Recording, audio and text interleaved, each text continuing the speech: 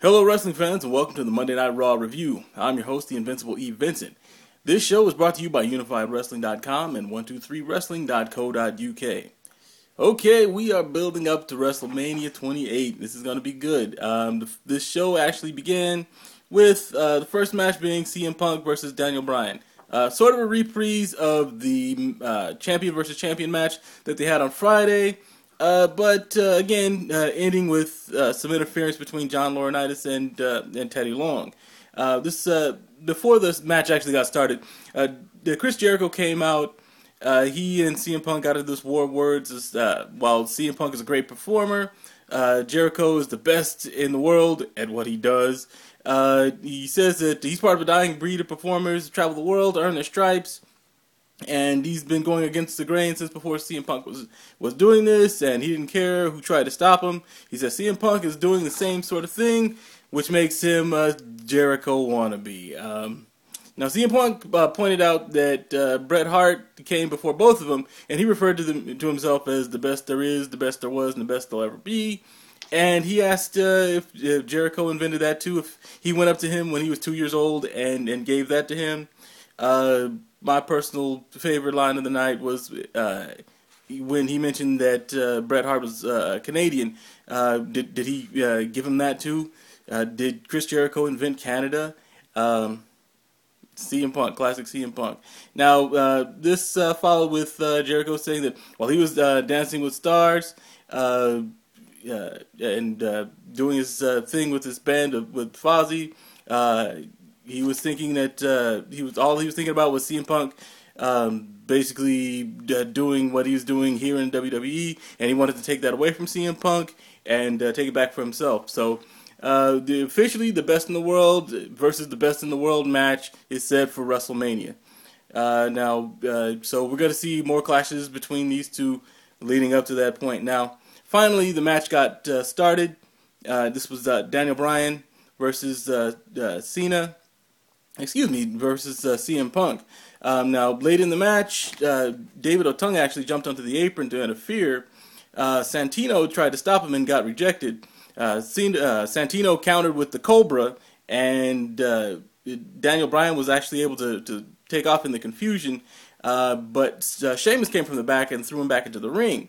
CM Punk was able to get the GTS following that, and he got the win. Now, John Laurinaitis wasn't happy about that and tried to reverse it because of Sheamus' interference. Teddy Long got into the mix, and John Laurinaitis wound up on the mat, on his butt.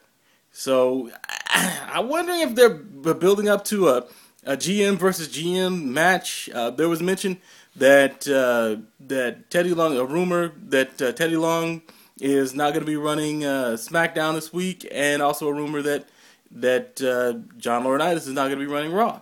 So, again, don't know if this is going to be the Invisible GM coming back. Don't know if this is going to be Triple H stepping in and saying that they're going to have to settle it or something along those lines.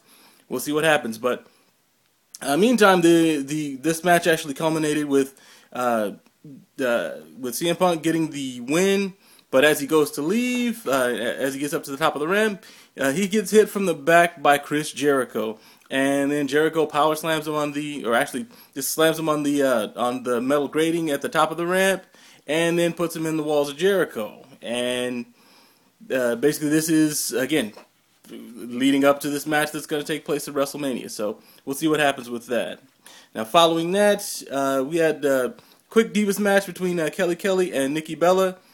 Kelly was actually able to get the win. The Bellas tried to pull the twin magic, but it did not work. Kelly was able to get a reverse roll-up with a bridge, which is pretty impressive. She's trying. I gotta give her credit. You know, she's trying, and she keeps coming up with interesting things to throw in these matches. So, playing to her strengths, can't take that away from her. Now, following that, we had match number 3. This was John Cena versus The Miz. Cena basically hot-footed it. Oh, it's a whole story. Daytona 500 and then not the Daytona 500, and then he couldn't do the Daytona 500, so he had to come back here to Portland, Oregon as fast as he could, so he wasn't really able to start the Daytona 500, which was supposed to happen yesterday. Then it got pushed back. it's a whole thing. John Cena showed up for Portland for his main gig, and that's sort of what's important. The Miz needs to stop talking before his matches. I don't know if they were missing a match, if somebody got sick and they just needed The Miz to burn a few minutes going on and on about some stuff that nobody cares about, but just stop. You know, last WrestleMania, headlining WrestleMania was a year ago. Let it go. Okay? Do something now. You shut up and wrestle. This match basically went on for not too long. It wound up with John Cena breaking out the 5 moves of doom and ending it with the FU. Following that, it showed The Rock in the backstage area watching the match, doing the "oh, you can't see me," and then pulling down the curtain on the whole show. Moving on. After that, we had the 4th match, which was the Triple Threat Tag Team Championship match. This was between Kofi Kingston and R-Truth, Dolph Ziggler and Jack Swagger, and the current standing champions, Primo and Epico. Primo and Epico wound up getting away with retaining the titles tonight. Epico basically got Jack Swagger in the back with the backstabber, and they got the pin and the win. Following that, immediately, Kane's fire came on, his pyro rather, and he came down to the ring. On the way to the ring, he knocked Primo down. Got into the ring, chokeslammed Epico and Dolph Ziggler and R-Truth, and then left. With no reason given, but hey, just to show, yes, I'm Kane, I'm still around, and I'm still chokeslamming folks, so clearly something's going to happen with him in WrestleMania, I'm guessing, but we'll see what happens. Or maybe they just had in his contract, we got to show him every week, so here you go. But nevertheless, it was pretty cool to see. Now, following that, we had Teddy Long confronting Laurinaitis again about the aforementioned absence that the rumor was that Laurinaitis wasn't going to be on Raw next week, or he wasn't going to be the GM for Raw next week, and that Teddy Long was not going to be the GM for SmackDown. So, again, waiting for either the board or Triple H or somebody to say something.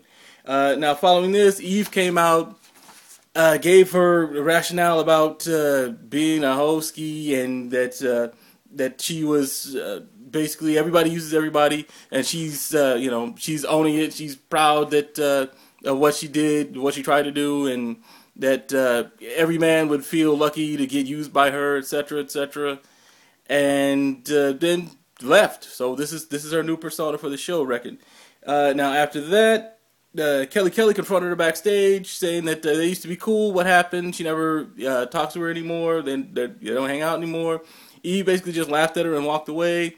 Kelly and Alicia Fox were looking at each other and then at her as she leaves, wondering what happened. So this is the new stuff. So we'll see what happens with that. Now after that, we had match number 5, which was a tag team match. This was Big Show and Sheamus versus Mark Henry and Cody Rhodes. Before the match went off, Cody Rhodes brought up some embarrassing footage of Big Show getting punched in the face by Floyd Mayweather in 2008 at WrestleMania, which was like insult to injury because, even though Floyd Mayweather weighs about $150, as fast as I'll get out and, getting punched in the face, even if you are a big dude with no guard up, it's going to hurt. And super double bonus points if he's using brass knuckles, which was the case. And following that, the match started. Big Show chased Cody Rhodes. Cody Rhodes ran away, and Mark Henry basically wound up eating a bro kick from Sheamus, and Sheamus got the pin, and Sheamus and Big Show took away the victory on that one. But again, more static between the Big Show and Cody Rhodes is clearly in the offing here. Now finally, after that, The Rock came in and made some comments about what Cena's been saying leading up to this. Now he says that this may have come to a shock to some people in the back, John Cena, that he's not there every single week. He was there for years because it was his job. Now that he has a new job, he's not there every week. When he mentioned that he was never going to leave again. Clearly, he wasn't saying that he was going to come back and wrestle on a regular basis, but if some people in the back want to take it literally, John Cena, then they can go ahead and do that. He, on the other hand, respects the audience's intelligence enough to know that that's obviously not what he meant. With the whole movies coming out every few months and whatnot. Now he says that when he first ran into John Cena, he used to think John Cena was a phony. That John Cena went to private school, but somehow or another he became a doctor of thugonomics, and he was hard and from the streets, etc. But then he realized that John Cena is that guy. He's that guy that basically said that he couldn't contact The Rock, and he had to go through a bunch of The Rock's people. And even though The Rock knows for a fact that he has his personal cell phone, and he called him a kung pao bitch, yada yada. He said that Cena says that he fights for all the people in the back who love to be a professional wrestler. But The Rock says that he was brought up in the WWE, and he was taught that he had to basically fight for himself. And that's what he did. That's what he's been doing. And he's saying, did he think that anybody had to fight for him or to fight for Steve Austin or Mick Foley or Roddy Piper, the Macho Man Randy Savage? No, they had to fight for themselves. That was the point that he was making. And now he called him a kung pao bitch. It's kind of weak, but anyway. And by the way, kung pao bitch trending worldwide. Now following that, he said that John Cena proved week after week that people were tired of John Cena, but they weren't tired of being entertained. As soon as he mentioned the Fruity Pebbles, started trending. As soon as he mentioned kicking John Cena in his lady parts, John Cena's lady parts started trending, etc., etc. And the only innovation that John Cena had made in the past year was changing his pants from jean shorts to camo shorts, and the camo must have been working because nobody can find John Cena's balls. John Cena's missing balls trending, etc., etc. Joke's getting old. Now, at that point, John Cena came out to the ring, and he mentioned that, yes, he's the guy that runs down The Rock when he's not there, but he also runs down The Rock when he is there, whenever he's there. And he says that he was one of the people who loved to watch The Rock, but he has a problem with Dwayne Johnson. That Dwayne Johnson himself is an egotistical, self-centered son of a bitch. He said that also, while everyone else is going to be watching Cena versus The Rock at WrestleMania, John Cena will be looking at Dwayne Johnson, and he doesn't like Dwayne Johnson. And he says he may not have the balls, but he's still going to kick The Rock's ass at WrestleMania. Now, him popping up like that seemed like he made an impact on The Rock. Because after he left, it looked like The Rock was trying to put the promo back on track. He stated that, let's get one thing straight. Dwayne Johnson, The Rock. The Rock, Dwayne Johnson. Dwayne Johnson, The Rock. The Rock, Dwayne Johnson. Okay, we get it, Dwayne. Just relax, get back on the script. And then he finally managed to get out that we're gonna have it out pretty soon at WrestleMania. And then he went ahead and did his "Can you smell what The Rock is cooking?" which everybody expected. And then they shut the show down. He got to him. It seemed like John Cena got to him. He mentioned also something about him cribbing notes on his arm about basically his talking points for his promo.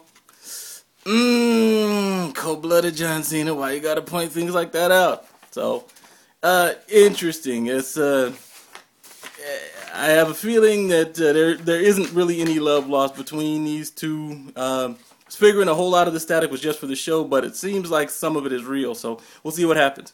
For now, go ahead and check us out on Thursday for the TNA Impact Wrestling review. And for myself, the Invincible Vincent, take care and enjoy the rest of your week.